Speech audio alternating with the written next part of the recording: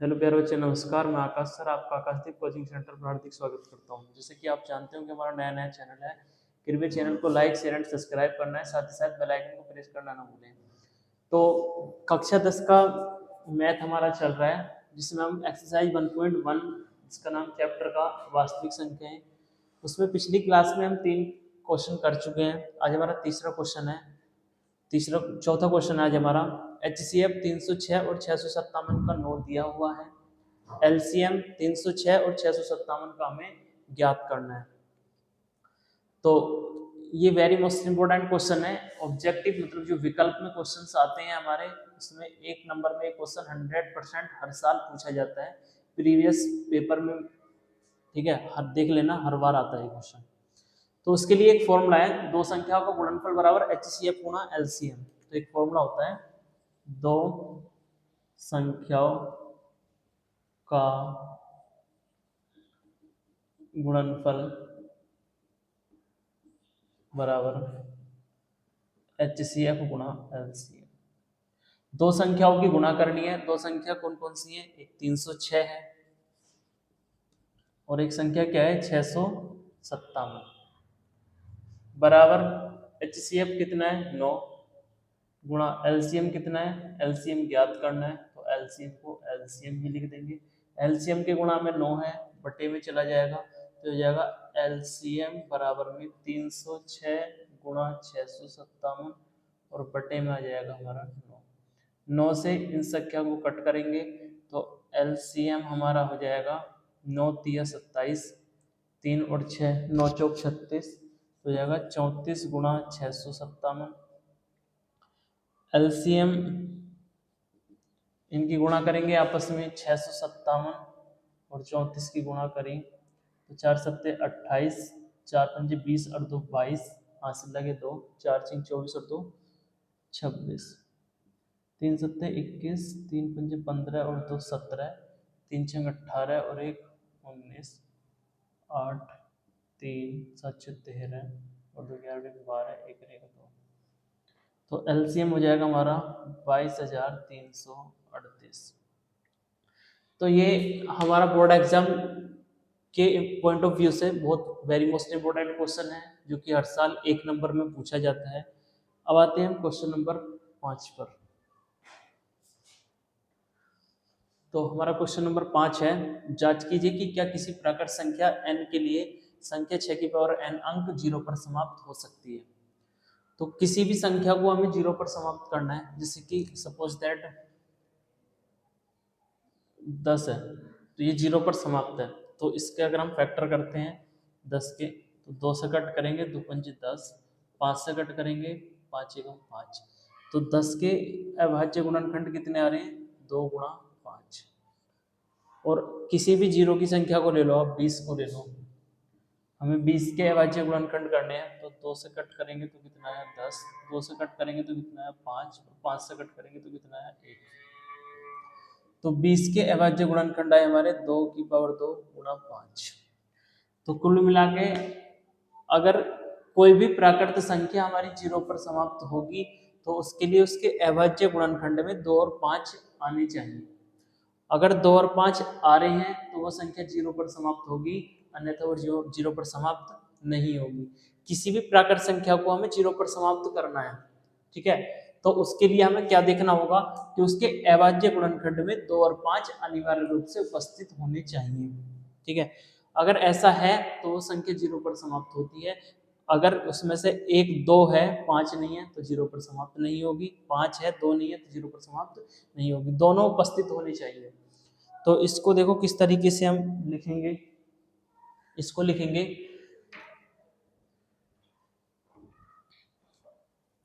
इसका यहाँ पर सॉल्यूशन लिखते हैं। किसी यदि किसी संख्या के अभाज्य गुणनखंडों में 2 तथा 5 अनिवार्य रूप से उपस्थित हो तो वह संख्या 0 पर समाप्त होती है। ठीक है, किसी भी संख्या को हमें 0 पर समाप्त करना है तो उसके अभाज्य गुणनखंडों में 2 तथा 5 अनिवार्य रूप से उपस्थित होने चाहिए। ठीक है, तो देखते हैं हमें संख्या क्या दे रखी है, 6 की पावर n।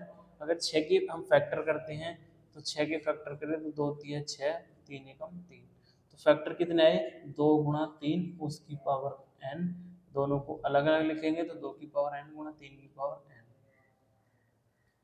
तो यहाँ पर क्या है, देखो अभाज्य गुणनखंडों में 2 आ रहा है, 3 आ रहा है, लेकिन 5 नहीं आ रहा। तो लिखते हैं संख्या 6 की पावर n के अभाज्य गुणनखंडों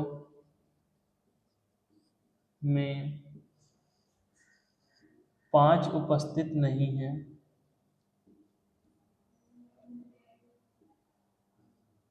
नहीं, अतः 6 की पावर n किसी प्राकृत संख्या n के लिए 0 पर समाप्त नहीं हो सकती है।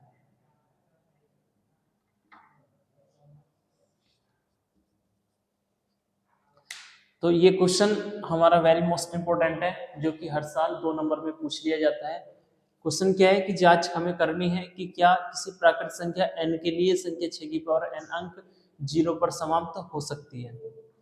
तो उसके लिए हमें बस एक लाइन याद करनी होगी, कोई भी हमें संख्या दे उसके अभाज्य गुणनखंड में 2 तथा 5 जरूर होने चाहिए। अगर 2 और 5 हैं तो वो 0 पर समाप्त होगी, अन्यथा नहीं होगी।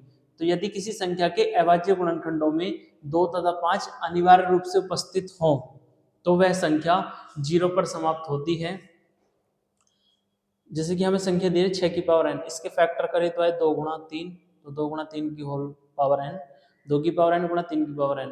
तो यहाँ पे देखेंगे संख्या 6 की पावर n के अभाज्य गुणनखंडों में 5 उपस्थित नहीं है, अतः 6 की पावर n किसी प्राकृत संख्या n के लिए 0 पर समाप्त नहीं हो सकती है। तो अब हम अगला क्वेश्चन देखते हैं। अगला क्वेश्चन, क्वेश्चन नंबर 6। तो हमारा क्वेश्चन नंबर 6 है, वाक्य कीजिए कि 7 गुणा 11 गुणा 13 प्लस 13 और 7 गुणा 6 गुणा 5 गुणा 4 गुणा 3 गुणा 2 गुणा 1 प्लस 5 भाज्य संख्या क्यों है।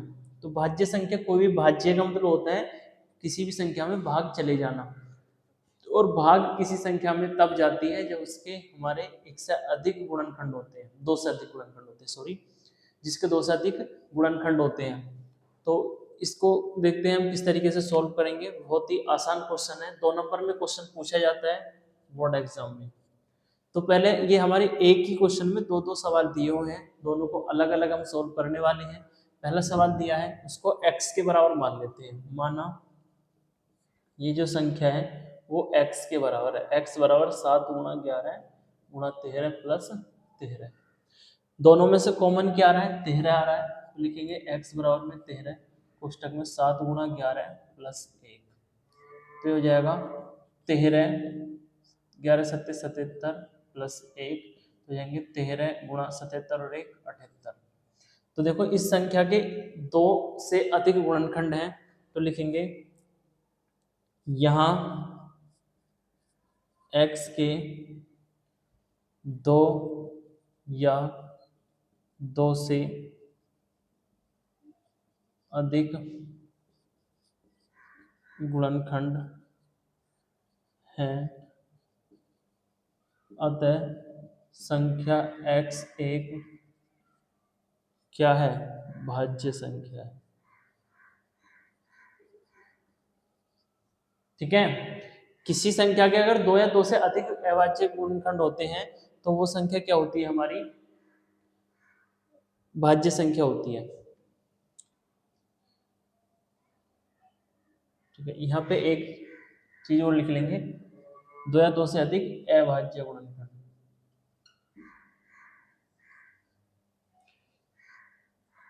अगला क्वेश्चन है, इसको भी x के बराबर मान लेते हैं। माना x बराबर 7 गुणा 6 गुणा 5 गुणा 4 गुणा 3 गुणा 2 गुणा 1 प्लस 5।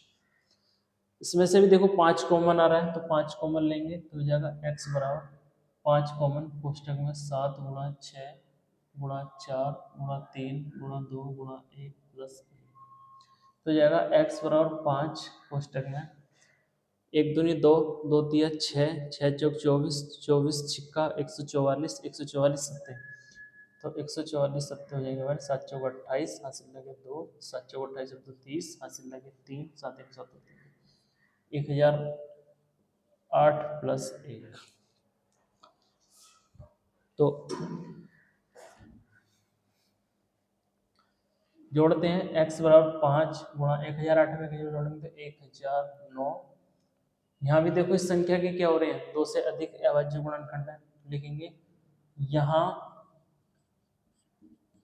संख्या x के, ये संख्या एक अभाज्य संख्या है, किसी से नहीं कटेगी, तो इसके दो गुणनखंड है। यहाँ संख्या x के दो अभाज्य गुणनखंड हैं, अतः संख्या x एक भाज्य संख्या है। कंप्लीट। तो ये एक्सरसाइज हमारी कंप्लीट हुई। हम अगली एक्सरसाइज जो कि हम पढ़ने वाले हैं, एक्सरसाइज 1.2, वो हम कल सीखेंगे। अगर आपको वीडियो अच्छी लगे तो कृपया वीडियो पर लाइक शेयर एंड सब्सक्राइब करना है, साथ ही साथ बेल आइकन को प्रेस करना ना भूलें। धन्यवाद। मैं आपका आकाश साहब।